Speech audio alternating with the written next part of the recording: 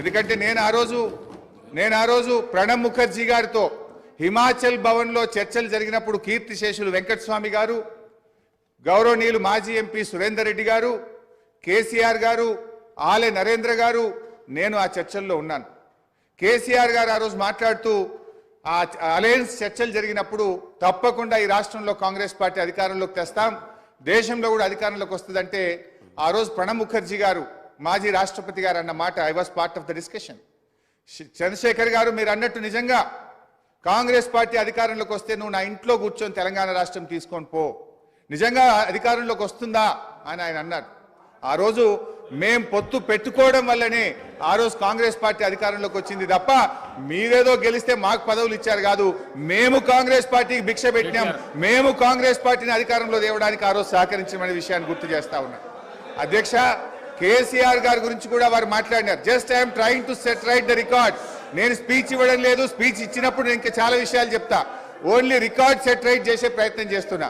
వారు ఏం మాట్లాడినారంటే కేసీఆర్ గారిని మేము ఎంపీ చేసినామని చెప్పి మాట్లాడుతున్నారు.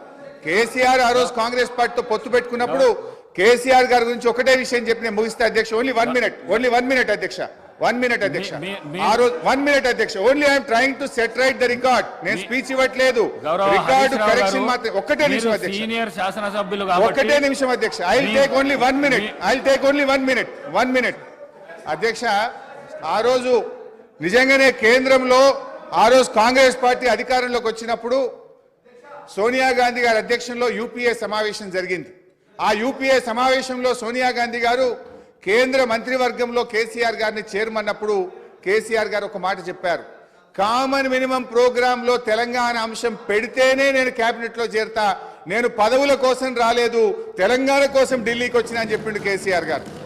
ఆ రోజు కామన్ మినిమం ప్రోగ్రామ్ లో పెట్టి ఉభయ సభలను రాష్ట్రపతి గారు ఉద్దేశించిన సభలో రాష్ట్రపతి గారు తెలంగాణ రాష్ట్ర ఏర్పాటును సంప్రదింపుల ద్వారా చేస్తామని చెప్పించింది కేసీఆర్ గారు.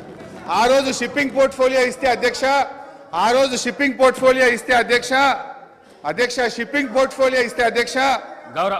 ఒక్కటే నిమిషం, ఆ రోజు డిఎంకే పార్టీ మాకు షిప్పింగ్ పోర్ట్ఫోలియోగా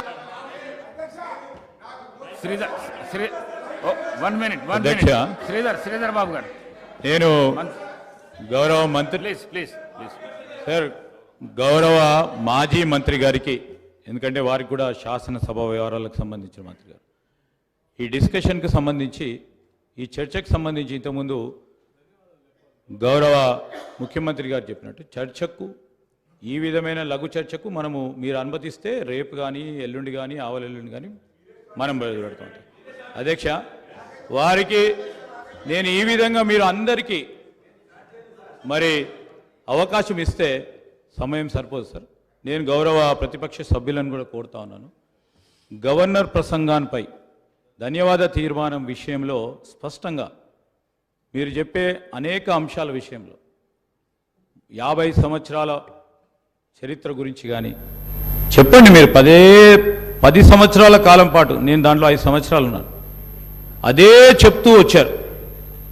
ప్రజలు అందరూ కూడా వింటూ వచ్చారు. ఆఖరుకు తీర్పు ఏ విధంగా ఇచ్చారో ఇప్పటికైనా మీరు దయచేసి రియలైజ్ కావాలని కోరుతా ఉన్నారు. ఇందిరమ్మ రాజ్యం రావాలి. పెద్దలు కేటీఆర్ గారు చెప్పారు ఇందిరమ్మ రాజ్యం అంటే ఏ విధంగా ఉంటుందని. సరే, ప్రజలందరికీ తెలిసి ఈరోజు అందరూ కూడా చదువుకున్నవారు, అందరూ కూడా అవగాహన ఉన్న వ్యక్తులు.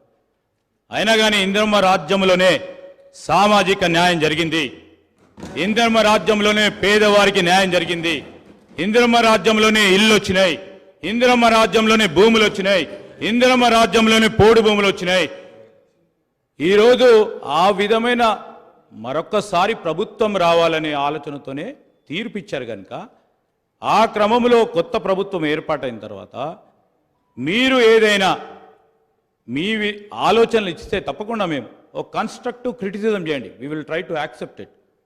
కానీ పదే మళ్ళా 50 సంవత్సరాలకు అంతపూర్వకము పెద్దలు హరీష్ రావు గారు చెప్పారు, మేం చేయబట్టి కాంగ్రెస్ పార్టీ అధికారంలోకి వచ్చిందని. మేము 91 మంది ఉన్నాము, 95 మేము ఉన్నాము, మీరు ఉన్నది ఎంతమంది? దాని తర్వాత ఎన్ని సీట్ల మీరు నిలబడ్డారు, ఎంతమంది గెలిచారు? దాని తదుపరి జరిగిన 2000 ఎన్నికల్లో ఎంతమంది మీరు నిలబడ్డారు, ఎంతమంది గెలిచారు?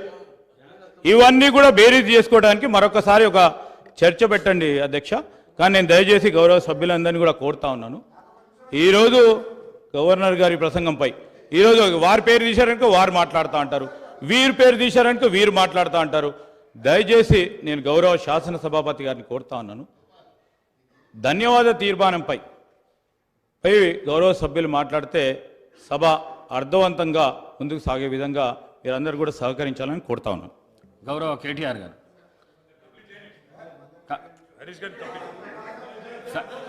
సార్ మీరు గౌరవ హరీష్ రావు గారు మీకు టైం ఇచ్చినా మీరు మాట్లాడినరు, కన్క్లూడ్ చేసేసేయండి.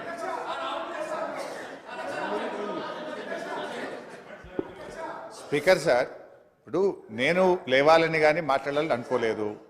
గౌరవ ముఖ్యమంత్రి గారు మాట్లాడుతూ సభను తప్పుదోవిచ్చే విధంగా ఆయన మాట్లాడినప్పుడు సభ యొక్క రికార్డును రెక్టిఫై చేయడం నా బాధ్యత. బికాస్ నేనేదో ప్రశ్నకు సమాధానం చెప్పాలనో విమర్శ చేయాలనో నేను మాట్లాడే ప్రయత్నం చేస్తలేను. వారు మాట్లాడినారు కనుక మేము డెఫినెట్గా దాన్ని క్లారిఫై చేయడం మా బాధ్యత అధ్యక్ష. అయితే అధ్యక్ష, ఆ రోజు కామన్ మినిమం ప్రోగ్రాంలో కేసీఆర్ గారు పెట్టించడమే కాదు, షిప్పింగ్ పోర్ట్ఫోలియో అడగకుండానే ఇచ్చారు.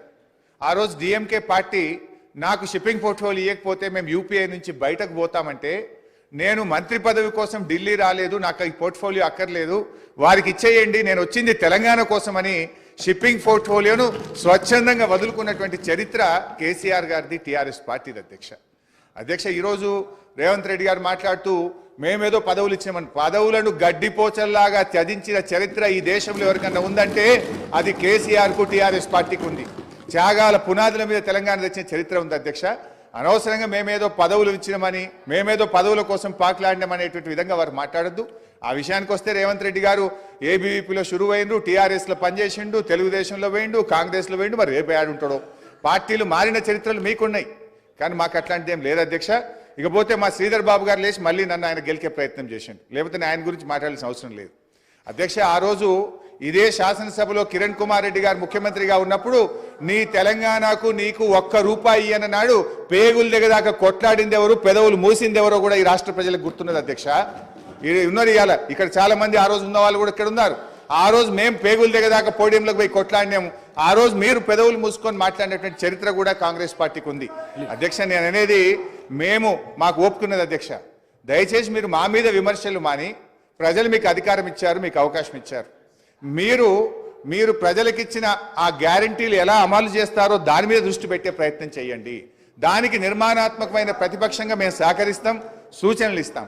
కానీ ఎంతసేపు మీరు మా మీద నెపాలు నెట్టో, మా మీద బురద జల్లేటువంటి ప్రయత్నం మాని ప్రజలకు మీద ఇచ్చిన హామీల అమలు మీద, పరిపాలన మీద దృష్టి పెట్టండి అని మీ ద్వారా వారికి హితవు. గౌరవ కేటీఆర్ గారు. అధ్యక్ష.